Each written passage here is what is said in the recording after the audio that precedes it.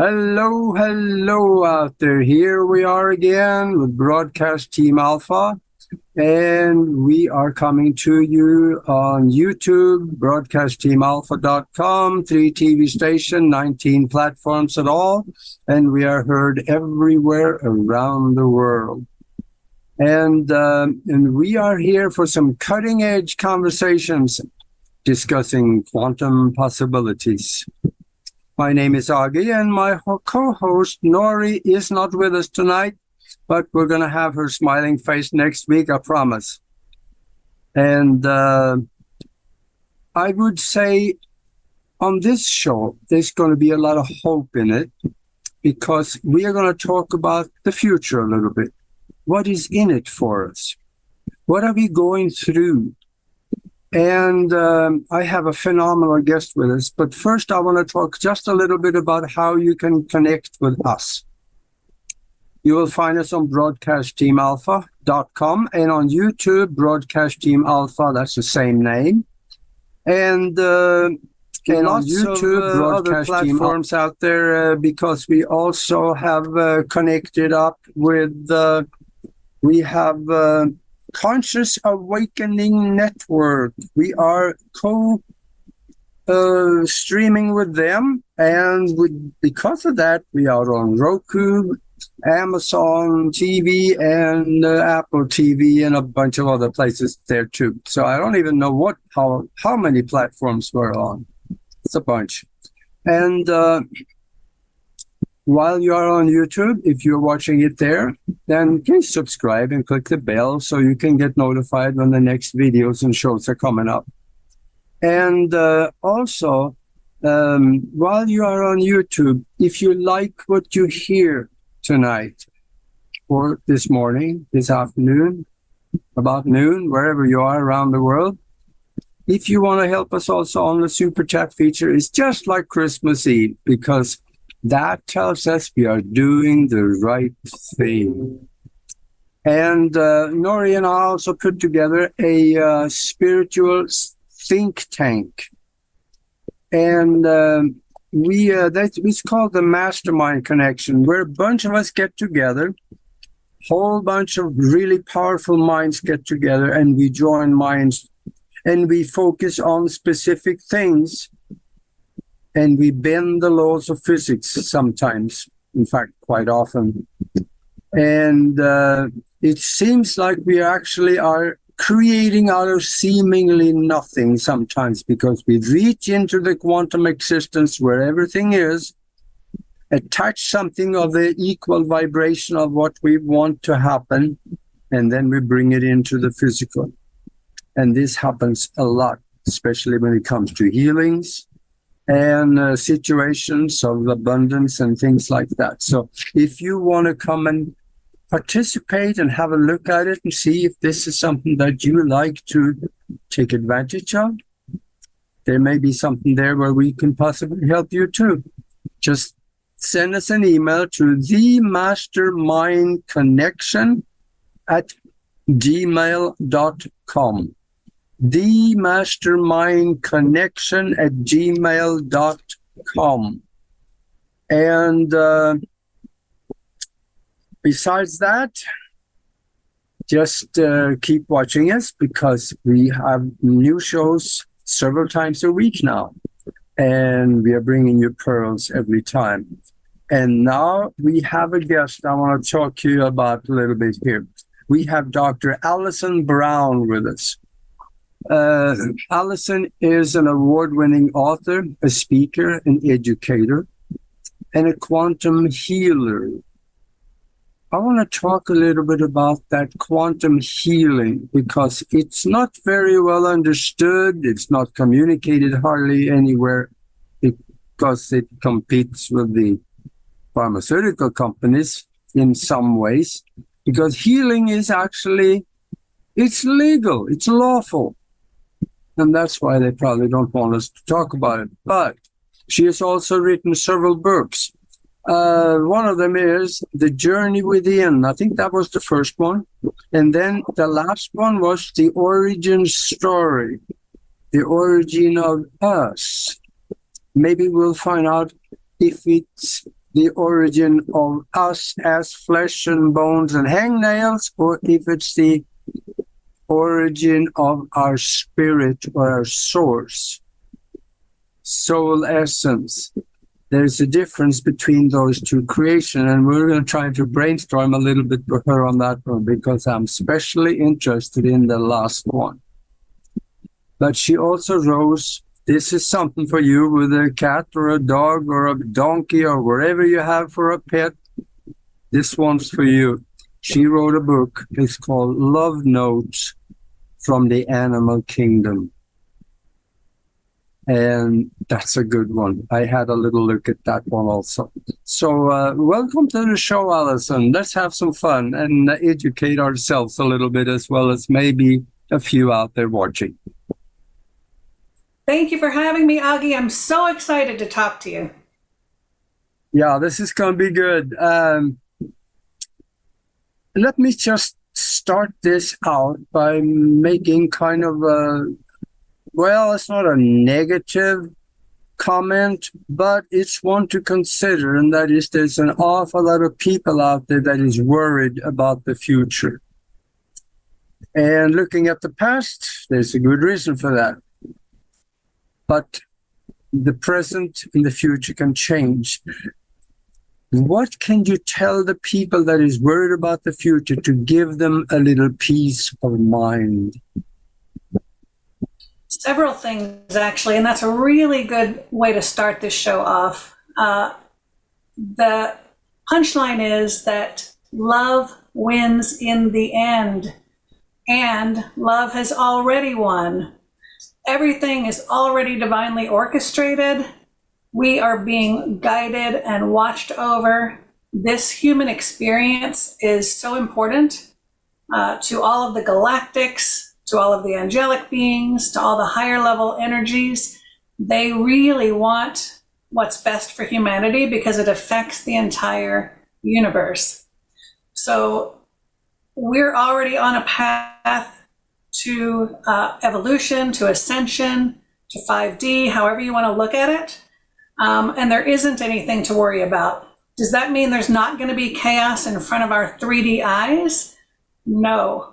There's going to be lots of chaos because all of those things in our 3D world that were built through fear, control, and all of that has to come down and be rebuilt through love. And so it is going to be a messy process, but as long as we can stay in the higher vibrational level, we're going to be okay. And to be honest, in my own life, I keep looking for this chaos, and I really don't see a lot of it. I think personally that I'm kind of guided to hover above it oftentimes, that it's just not in my purview for whatever reason, because I try to keep myself high vibe, stay in those higher level frequencies, that love frequency, and operate from that perspective. And so I really think that when you can do that, and as much as you can to stay out of fear, that's when the chaos subsides, at least in our own lives. Not that it's gone forever, because the 3D polarity does need to exist. There are folks that have decided that that's what they want to play around in, and that has to stay. Earth will always be a polarized place, but we are ascending as a collective humanity up into the higher level dimensions where that's no longer going to be predominant. The polarity is not going to be predominant. So yeah, to make a long story short, we're good to go. Have no fear. You mentioned a word in the middle of that was chaos. That chaos, in my opinion, that chaos is actually necessary. Look what's happening in France now. The country is burning.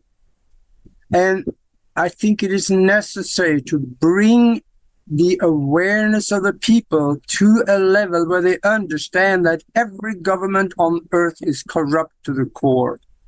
So they need to be a change, and it's up to us where we're going to make that change go. Exactly. You know, it's so interesting. We are awakening, And you can see it from even 3 or 4 years ago, how many more people are awakening. And each person has a threshold of awakening for themselves. And so it's going to take a little more or a little more for somebody's eyes to open up. So as you mentioned, it was the big C that woke people up. Some it is, whether it's pharmaceuticals or what have you. But each person has their own threshold. And so these things have to happen to help people awaken. And to me, sometimes I look at the news. I don't do it very often, but sometimes I just look at it and I laugh because it's just so silly. It's like, this is crazy. How can people believe it? But that's the point. They're not supposed to. It's supposed to get just so crazy that people wake up. They're finally like, this doesn't make any sense, right? So you're right. The chaos does serve a purpose. Yeah. And I also now, I hear people talk about, I can't wait until I get into the fifth dimension. Okay, so maybe there's something to that. There is a raising of awareness, and that raising of awareness increases our vibration to a higher level where we probably very shortly will be able to separate ourselves from some of the things of much lower vibration. This is, I think, what they call the ascension process. But I got a side question for you. I just can't help it. Will that ascension process be relevant for everybody? Or is it mostly the people of good conscience where we leave the scuzz buckets of the world behind so we don't have to live with them anymore? Or is everybody coming? What do you think? Well, the Galactics keep telling me that this ascension is for all of humanity. Now, it doesn't mean that everybody may be going into 5D. Some of us are actually going to go to 6D or might already be there. And some might just be going from 3 to 4, but everybody as a human population is moving together, the good and the bad. That's the information that I've been getting. But you have to remember that even the baddies, they are essentially from source. They have that divine spark inside. They just don't recognize it and they're not operating from that place. So it isn't for us to just throw them out and redeem, call them helpless and hopeless. It's, to recognize the divine spark in them. It doesn't mean that you have to allow them into your awareness and your circle and allow abusers to abuse you. No, not at all. But they do have a divine spark, and we can't, all humans are valuable. Yeah, and that's what I haven't really thought much about until fairly recently, is that if everybody is rising up, they might follow us, but we may end up in different, should I call it worlds, or should I call it vibrations?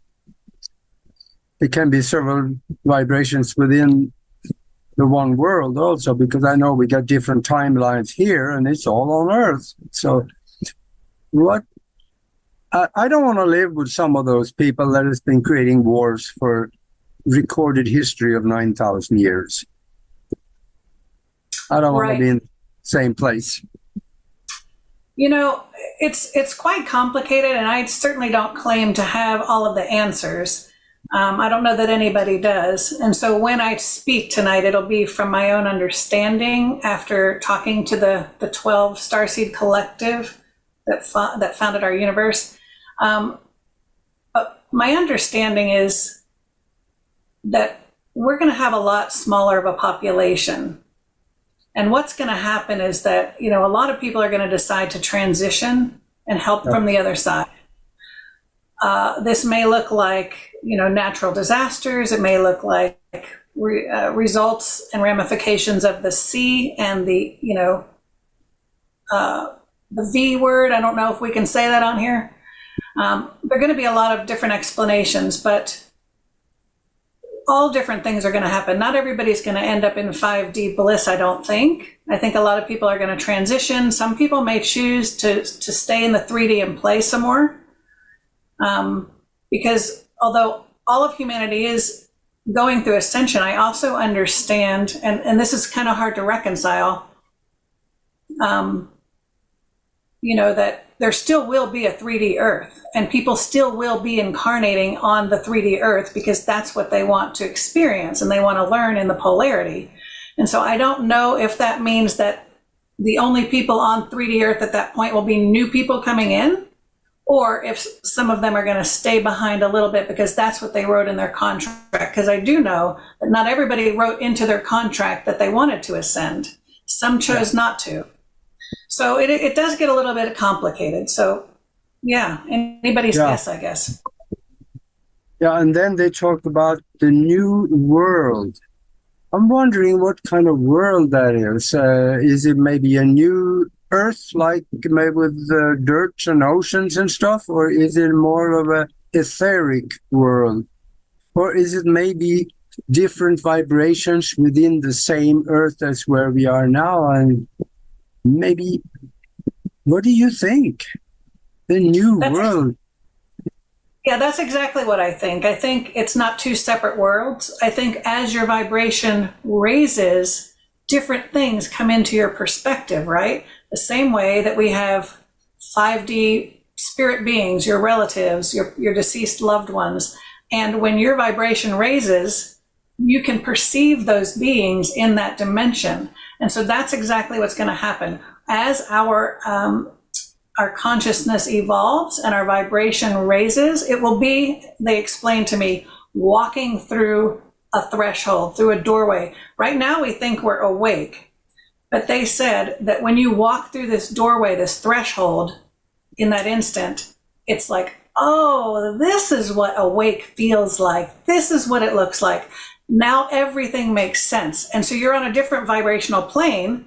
So all of that stuff is still there that you just left. It didn't go away. You just raised yourself out of it. Does that make sense? Mm-hmm. Yeah, that makes sense.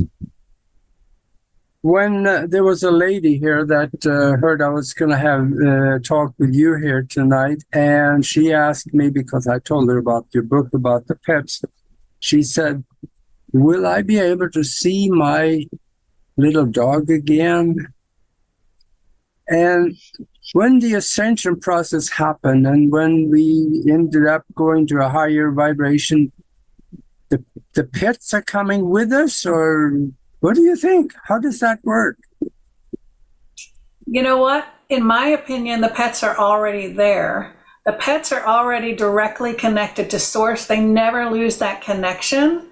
Yep. And so absolutely they'll be with us. Now, if we're talking about pets that have already transitioned, my view is that when you're in that 5D perspective, you're going to be able to sense them and communicate with them on a whole different level. That could probably work somewhat similar as communicating with dead relatives, wouldn't it? Right, right. And to add another interesting twist to this, a lot of people are worried about their family members who may not be awake. And one of the groups, I don't know if it was the Pleiadians or the Arcturians, one of them got really technical in the book about the ascension process and how it was going to work. And there's a section in that chapter about families. So even though your family member may not be awake, what they're telling us is that the family unit will ascend together, that your vibration is going to pull them up with you. So you don't have to worry about your children being left behind or your parents or anything like that. And I think that's super reassuring for people. Yeah. Yeah. I think we have a little bit of another thing that we should think about that should put a little peace in our mind, and that is that we're not alone. We have friends in space, and they are looking out for us, and there's actually physical evidence of that. Listen to the people that say that they have seen flying discs just sliding over the nuclear rocket silos here in North America, and shutting the silos and shutting the rockets down so they couldn't launch. So there's something here that is protecting us that we don't understand.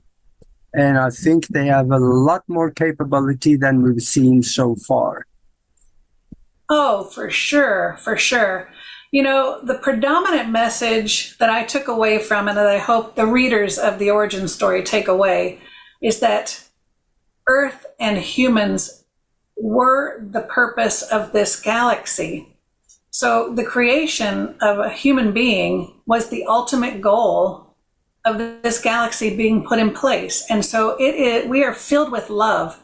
The starseeds and even the hybrids love us dearly. Now, I'm not talking about hybrids that might be negatively polarized. We're just talking about the overarching feeling of all of these beings is that they love humanity and they really want what's best for us. They're not going to allow us to blow ourselves up with nukes anymore, because a catastrophic event like that on Earth reverberates throughout the whole galaxy and it affects everything.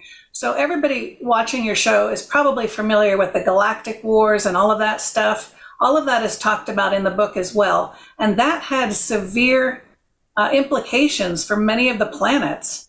Humanity started to be raised on Mars, but when we had the Galactic War, they had to evacuate, and they brought us to Earth, because during the war, Mars became uninhabitable and Earth became habitable because it wasn't.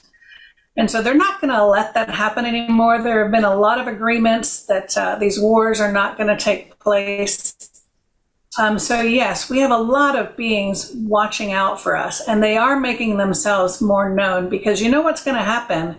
We don't need to wait for governments to tell us that ETs exist, because even if they do, they're probably going to create a scenario in which they're here to attack us and we have to be afraid and we have to defend ourselves. I mean, that's every movie in Hollywood, right? So it's going to be an individual disclosure.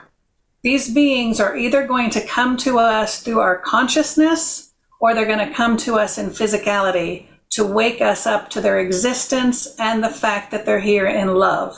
So it's a beautiful thing, and you're absolutely right, Augie. Yeah.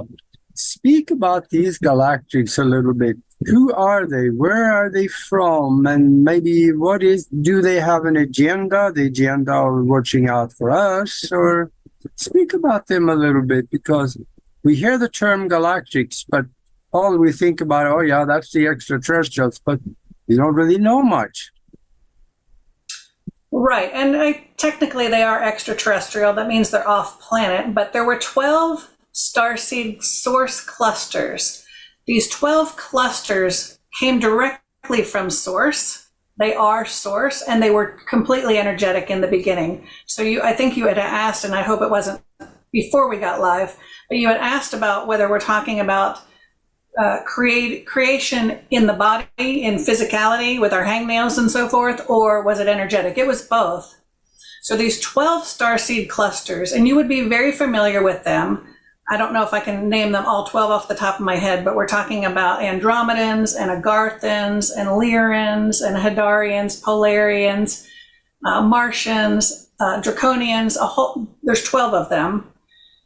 They created their own star systems once they came into consciousness or into being. So Venusians, for example, they decided to inhabit Venus. The Martians obviously inhabited Mars.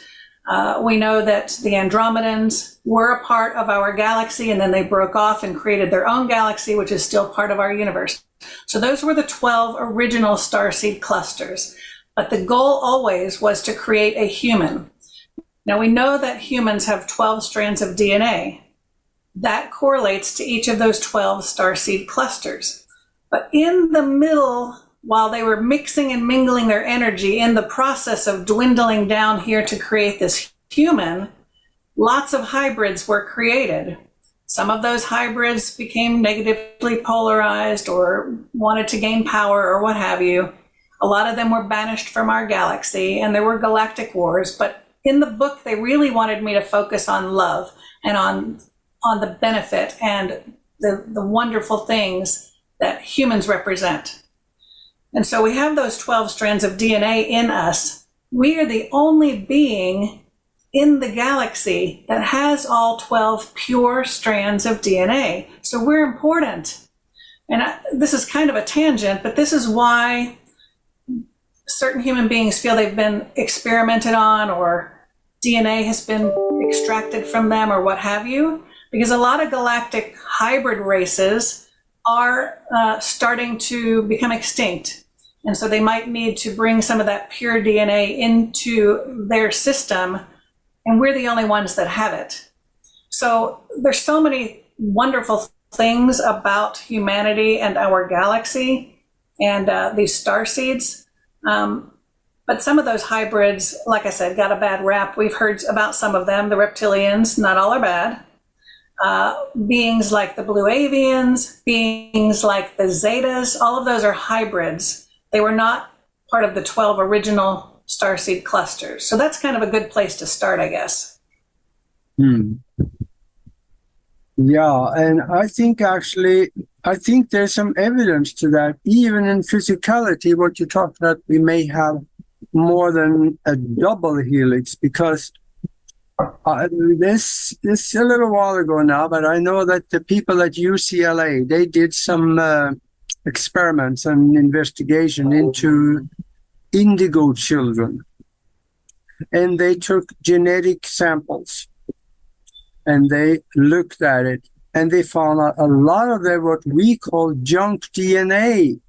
It was assembling itself into a third strand, and a lot of them have whole third strands for many different sections where others did not. And those kids, they were very psychic, they were intuitive, they had great art abilities, and they considered them spiritual. They knew things that they shouldn't know about spirituality in other worlds, and they were really incredible kids. And I think that had something to do with that assembling of junk DNA to create third strand. And that's just the third. Can you imagine if all of the junk DNA was assembled so we could get close to having 12? Then what would we do? Right, isn't that fantastic? Excuse me. And how arrogant of our scientists and researchers to think that we have junk DNA, right? So the way that I understand it, based on what the 12 explained to me for the book, is that we all have the 12. But when we incarnate into a physical body, as part of our contract, we choose 2 of them to be active in our human body. So for example, my primary is Lyran, and my source cluster is Pleiadian rather. My husband's Syrian. So those are the 2 that I wanted to be active in this human incarnation, but I have all 12, and I can connect with any of those beings as I wish. As we start to ascend, those 12 are going to start to vibrate in harmony. They're not going to necessarily activate as we would understand activating, because if all 12 activated, we would not have a need for a human body. We could not hold all strands. In fact, when they were creating, there was a big debate, and some of the people that were involved, some of the galactics that were involved in creating the human, wanted us to have 6 active and 6 dormant, but they realized in trial and error that that didn't work. So they found that 2 was ideal. And so as we start to ascend, they are going to start to vibrate in harmony, and more of them will be kind of activated, as we would call it. But yeah, it is fascinating. And our scientists don't have instruments that can measure that at all right now. Hopefully one day they will. Or maybe where we're going, it won't matter, right? I have an idea for whoever is listening to this show and is a scientist and have access to a laboratory where you could be able to look at DNA. Go ahead and find some Kirlian photography equipment. Set up the DNA sample under the plate of the Kirlian photo apparatus, and take a picture of it. There's a reason why I'm saying this, because I've seen it happen. You're going to see more than two strands. There's going to be blue lines representing a whole bunch of strands, but they are not physical yet, a lot of them. They're there. I've seen it. It's there. So if any scientist will do this experiment, you're going to find that I'm right.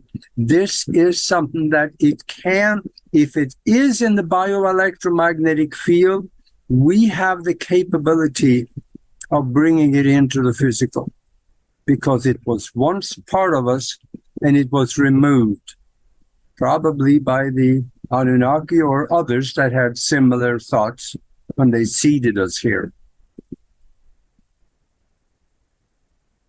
That's my story. They do talk about the Anunnaki a little bit in the book, because I asked that question. Excuse me. And in the beginning of human existence, they did allow out of the galaxy beings to come and interact with humanity on Earth. And the Anunnaki were one of those that were out of the galaxy. They were not original to our galaxy. Of course, they took advantage of us, and then they were banished. They usurped our freedom, used us as slaves, essentially, and so they were banished. The thing about that is, and what was explained is that, you know, energy doesn't disappear, it only changes. So everything that's ever happened is still an energetic vibration that can be tapped into. So there are people who, for whatever reason, part of their contract, they tap into that Anunnaki energy and they still experience those things. In fact, we had a client that came in with that and had basically an attachment that was Anunnaki based, and we had to clear that. And so when I was speaking to her higher self, I asked, is this something that all humans have? Do I need to address this with every client? And they said, no. It's in the energetic field, and some people tap into it, but not everybody, because their physicality, the Anunnaki, they're not in our galaxy anymore. They were banished. Yeah, the Anunnaki they were not necessarily the good guys. They were very controlling. They created the economic system we have today, and they messed with the genetics also. So that they had their own agenda. They wanted us as a slave race, and right. Nothing has changed, has it? It's changing. It's changing. Remember what we asked at the beginning? Yeah, it's going to go well. That's right. Got another question for you. You and your husband work together as a team, and I understand he is a channel. Who are you actually dealing with? Who is giving you information? The galactics is one term, but a specific more so, any specific race that he's dealing with? Well, interestingly, it's everything and anything. When he first started channeling, it was by accident in a QHHT session. Probably your viewers are familiar with quantum healing hypnosis technique, Dolores Cannon. And we had a practitioner come and she put him under.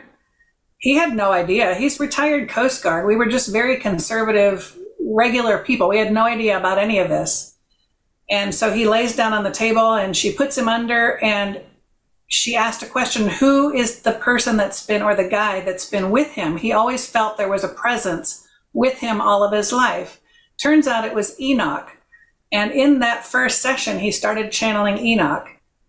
And so in subsequent sessions, when we were probing Enoch and Will's higher self, we were told that he would be channeling and bringing forth all kinds of energies, whether it's angelic, galactic, deceased loved ones, pets, higher selves, everything and anything. So essentially, whoever we invite in is who we talk to. So we've talked to ET beings from 5th dimension on up to 12th.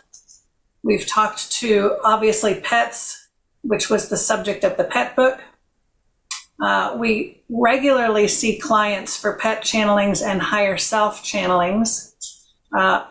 His core team we call the collective, and that consists of Archangel Michael, Archangel Raphael, Enoch, and Source. Those are the 4 beings that are with him all the time. And so when we channel once a month, we do that free for humanity. And we can talk about that later, how your viewers can tap into that if they wish. That's typically the collective, but depending upon the questions from the audience, if the audience asks a galactic question or something about ETs, then a relevant being will come in. So we talk quite frequently, for example, to the Lyrans, because that is my primary team, and there are a lot of Lyrans on the planet. The Pleiadians, of course, the Arcturians, and of course we've talked to all the 12 that are have transmissions in our book, and many, many angels. We've talked, Source has come in a lot. We've also talked to plants and trees. We've talked to the sun, pretty much any consciousness, because everything can communicate. So any consciousness that we wish, we've talked to. So he's very unique in that he doesn't just speak to one group or one being. Very fortunate to do this work. Yeah. I know there's a lot of people out there that when they hear about the trans channel saying something, then they their eyes glaze over and they say, yeah, sure. And think about something. Quantum mechanics is telling us that everything in this universe is just energy. Energy does not go away. These entities you just mentioned, they had thought energy, and they had, in many of them, physical energy. It doesn't go away just because they drop the body. It goes somewhere else, and it stays as energy with all the memories and everything they did and knew. It is there. For us, we are energy, they're energy. And if we go after the contact, we can make contact energy to energy. Actually, there's no separation, but I'm just using that for easy view. And we can communicate with them. In fact, exactly right. Yeah, it is not that hard to do. Just, it's almost, telepathy. Same. Right. At a lower level, but it's the same time. In fact, 3 hours ago, I was talking to my co-host, Nori Love, on the phone, and I mentioned somebody, and she jumped right on top of me. She said, oh, I was just thinking about her. And we have not thought about that person for months. That was mind-to-mind contact. People have that. And also, if we practice what you're talking about, you can also have mind-to-mind contact with people that no longer have a physical body. Right. You know, even physicists understand string theory, and string theory simply says that everything in our universe is a vibrating string of energy, and all of those strings contain information. And because we are also part of that quantum field, and we are also vibrating strings of energy, we can communicate with other strings of energy. It's all in that quantum soup. And I have a hilarious story if you want me to share it with you. Yeah, it's a wondrous universe, isn't it? It is. So I'll give you a quick story, and that is that I'm a Beyond Quantum Healer facilitator, BQH, which is very similar to QHHT, spiritual hypnosis. And when I was preparing to see clients, I went and found a comfortable recliner chair, and I put it in my office space, and I had not seen a client yet. Well, there was one time that my husband went in and was laying down in that room with his head against the chair, and the chair started speaking to him. Now, a chair is an inanimate object, but we know that it has consciousness because it exists in our universe. So my husband really, this was early on, he thought he was losing his mind. So he brings his head up off the chair, and it stopped talking. And when he put his head back down on the chair, it started talking again. So he's like, I don't know what's going on, but is there something you need to tell me? And the chair said, tell Allison that she needs to clear me after each client. He's like, oh my gosh, okay. And he said, can you tell me how you want to be cleared? And the chair said, no, she needs to work out a process with me so that we're partners. And he said, okay. So he came and told me what happened. And ever since then, my chair and I are partners. And I honor my chair, I respect my chair, and my chair takes my clients and creates a comfortable nest for them and a protective, enclosure so they can be launched where they need to go. So call us crazy, but everything can communicate. Well, the more crazy things is becoming more real every day, isn't it? Because I don't have a problem with that because it's all consciousness. Right. Yeah. That's. I think there are probably people out there that speak to their car, or maybe their bicycle, or objects that they love, maybe a ring or something like that. They probably do talk to them, and maybe they hear back. I don't know. Yeah. And also, talk a little bit about your quantum healing. And by the way, I forgot to mention your website up front. Do that again also so people can know where to get a hold of you. Sure. My website is Dr. Allison Brown, which is DrAllison Brown.com. There you can find all of my books and what I do, and have a link to our combined site, which is palmandlotus.com. That's where we have our channeling sessions and so forth. But in terms of quantum healing, it's so interesting because quantum simply means taking this to the next level. And in my hypnosis sessions, like you said, we talk to everything. So I've talked to personally pain or cancer or an entity that's attached to a client or any number of energetic beings or things, because it all has consciousness, and you can gain a lot of information that way and find out the origin of disorders. That's the beautiful thing. I'm a counselor by day. I've been a public school educator for almost 30 years. And I'm very versed in traditional therapeutic practices. But what is unique about quantum healing is that you get to the origin, which means you get true healing. When you do normal psychotherapy or talk counseling or any of those things, CBT, you're essentially putting a Band-Aid on it, and you're learning how to cope with that disorder. You never get rid of it. You just learn how to cope. And so quantum healing takes you to the origin. It figures out whether this is coming from a past life or a future life, or when did this disorder take place? And that's the beautiful thing. Now, I don't practice this at work because I'm a public school educator and I can't do that kind of work. And I rarely talk about it, but the rewarding part of my work starts when I leave and I come home and I get to do this practice. We do this also through channeling.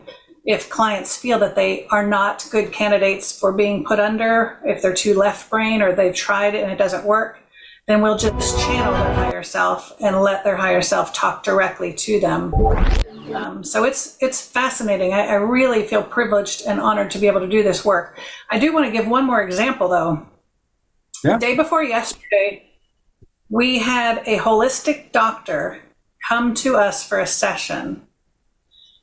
And what he was told was that he had a lot of, even holistically, he had a lot of tools in his toolbox. He works with botanicals and, teas and tinctures and alternative therapies and all of that. So he's really well versed in that, and he's helped a lot of people.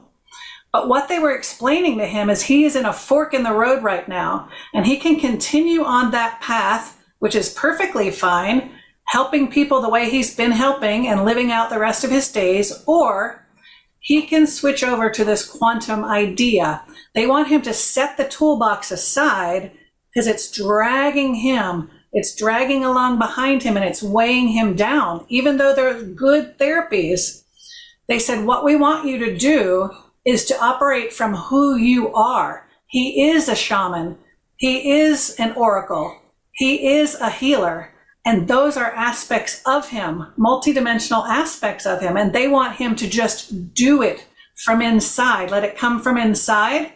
So he might pick up one of those therapies if it's relevant, but they just want him to basically tap into the client, get divine inspiration, open up a healing field through his shamanic essence, and start healing them that way from his own essence and his own connection with source. That's where we're moving, connecting from our divine inspiration, being who we are divinely.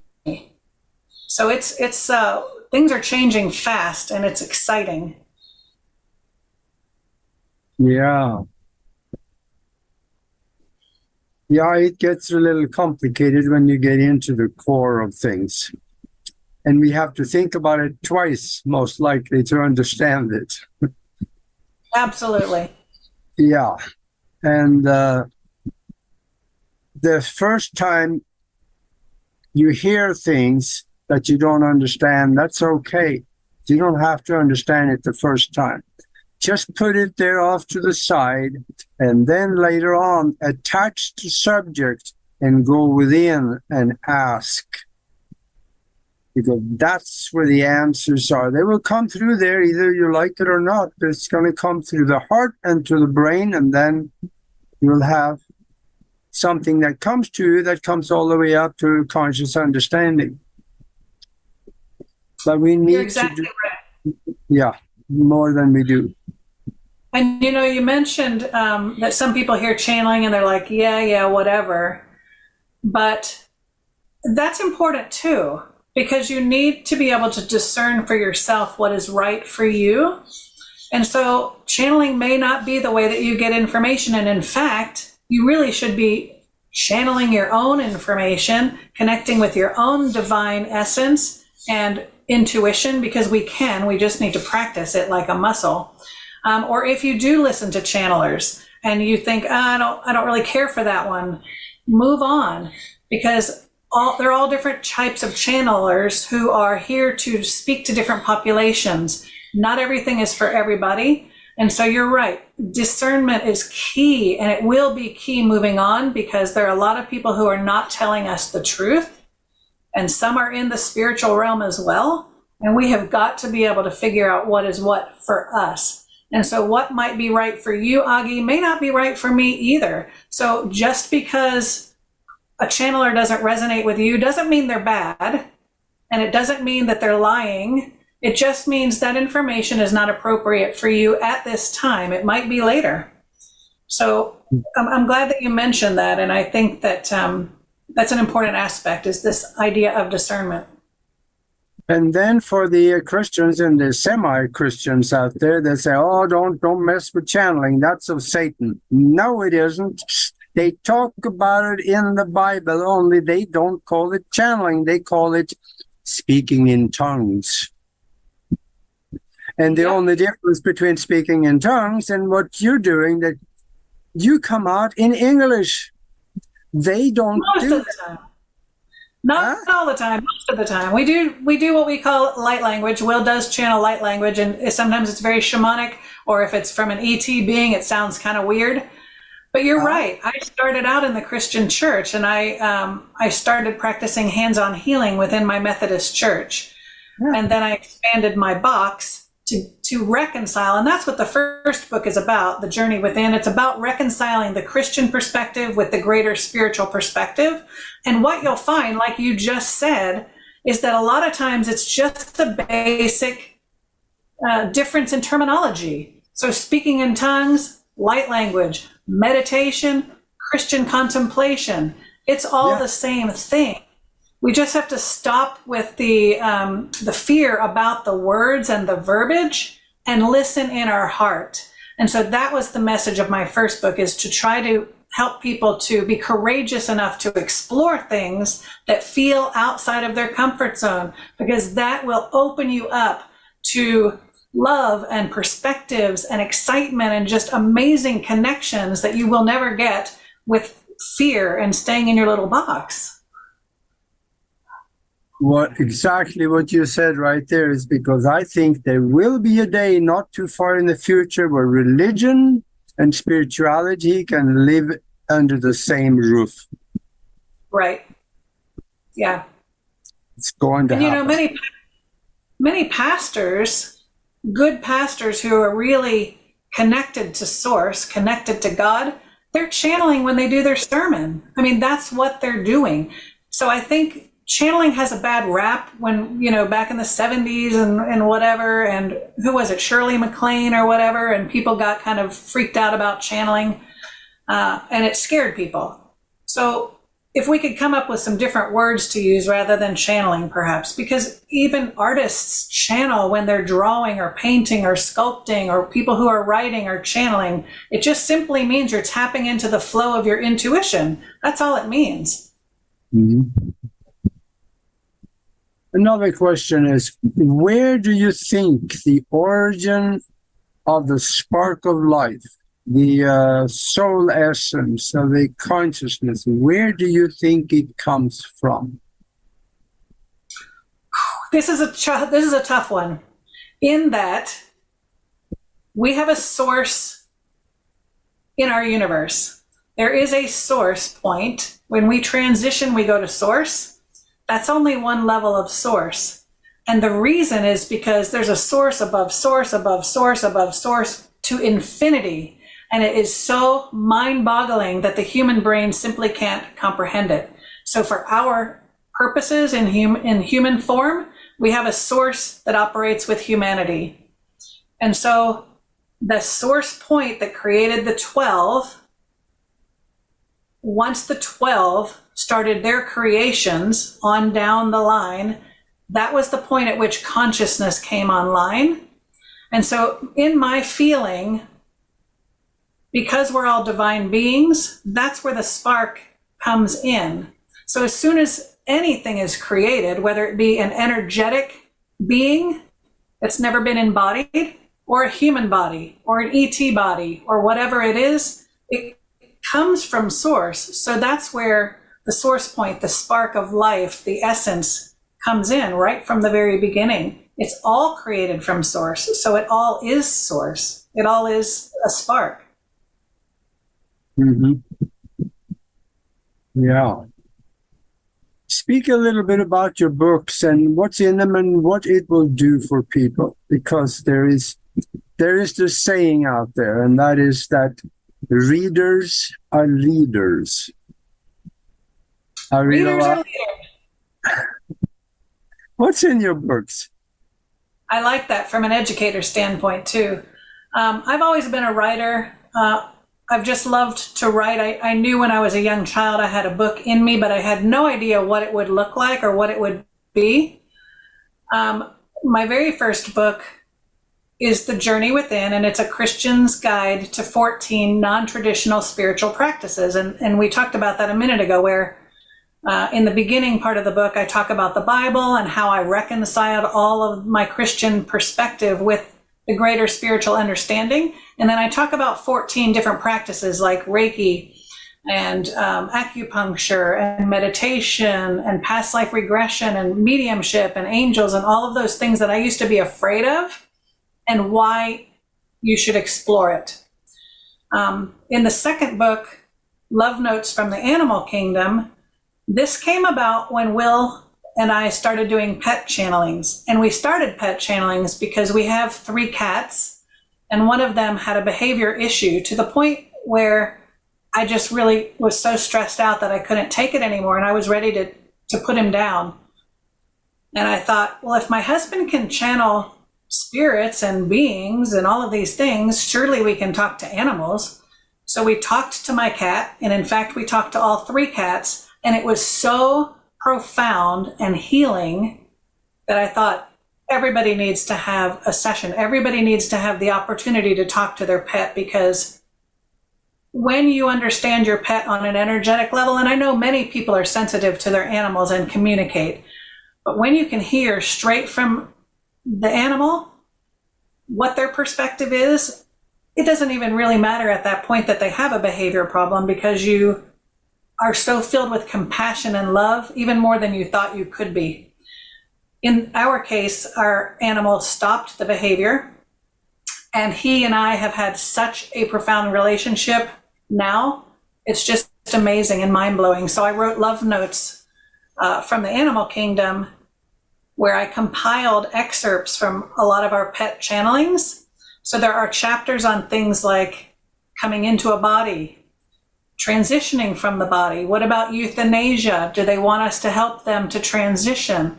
What about if you get another pet in the family? How do they feel about that? All of those kinds of things. It is so profoundly helpful and loving for pet animals and for pet lovers.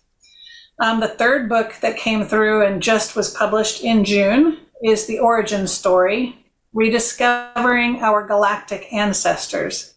And that one is interesting. After Love Notes, I went about a year and a half thinking, what am I going to write about? I have to write. I'm feeling this urge to write, but I didn't know what I wanted to write. And I kept coming around to ETs, but I didn't know what that would look like. When the time was ready, of course, the message came, and I saw an article about the 12 starseed clusters. And when I started talking to Will about it, he got lit up. He gets these vibrations in his body when things are on point. And so as we talked about it, we knew there was something there. So I said, well, let's just go channel about it and see if there is a collective of these 12 starseed clusters. So we went and channeled, talked to the 12, and they said, yes, you're hearing our guidance. You did get the message. This is what you're going to write about. And each of the 12 is going to talk to you. So that came through. Each of the 12 in the 12 chapters gave a transmission of what they want humanity to know from their perspective. And so it sort of layers each chapter upon itself. And in the book, they talk about ascension and the event and a little bit about the galactic wars, because they don't want to focus on that. They talk about the importance of humanity. They tell us how loved we are. They give a lot of details about ascension and the event, which is really fantastic. And comforting for people, I think. They explain how it works and how this process goes from 3D to 4D to 5D. They talk about resets, which is interesting. As the human project was happening, there were times when humanity was wiped off of the planet and consciousness was rebooted. And so we would tend to think that's a bad thing. But what they explain is that it's sort of like if you're doing an experiment in a research lab and you kind of need to start over, but consciousness starts at the point at which it stopped. It doesn't have to start over again, but the body is rebooted, the consciousness is reset. And so that explains a lot of things that historians have not found. When they look for bones and when they see artifacts and things like that, there are gaps, right? Like, they might have gaps in the timeline and they can't explain why humanity jumped from this point to this point. So they talk about that a lot in the resets, and they say that there's going to be a lot of discoveries coming in the next few years that will explain a heck of a lot of things in our history. So yeah, those are the 3 books. I also wrote a chapter in a book called The Ancestors Within. So for those people who are interested in ancestral healing, that's a really good book with 25 authors and 25 actionable practices for people who wish to heal from ancestral trauma, for example, or just connect in a different way with their ancestors. Excellent, yeah. And do you also have an email where people can get a hold of you if they want to talk about quantum healing or anything else? Sure. Allison, again, ALLISON .Brown at drallisonbrown.com, or they can go to support at palmandlotus.com, and that'll take them to the Palm and Lotus website. Either way, they can get a hold of me. Okay, that's good. All right. Well, I sure enjoyed this, and I wrote down a bunch of questions and I got check marks with every one of them. So we got through it. And awesome. I can't believe our time is up already. Yeah, this was good. I'm wondering if we could get you to come back maybe in a couple of 3 months, because there's so much more from behind the curtain that could be talked about. Yeah, and I think there might be a lot of changes, the second half of 2023 that we could talk about for sure. Absolutely, yeah, and there's going to be changes, all right, you betcha. And let's insist on good ones. Absolutely. Yep. There are some times that change doesn't look good, but by the time you're done with it, it turns out for the good. So you're right, Augie. And I'm very thankful that you had me on your show. Thank you so much. And thank you for all the good work that you're doing and the positive energy that you're putting out there. It's so needed and so appreciated. Yep. Well, thank you for that. And to the listeners out there, visit us again next week on Broadcast Team Alpha on YouTube and 19 other platforms. And we'll be there again. And thank you very much, Allison. This was really an enjoyable conversation. Thank you. Thank you.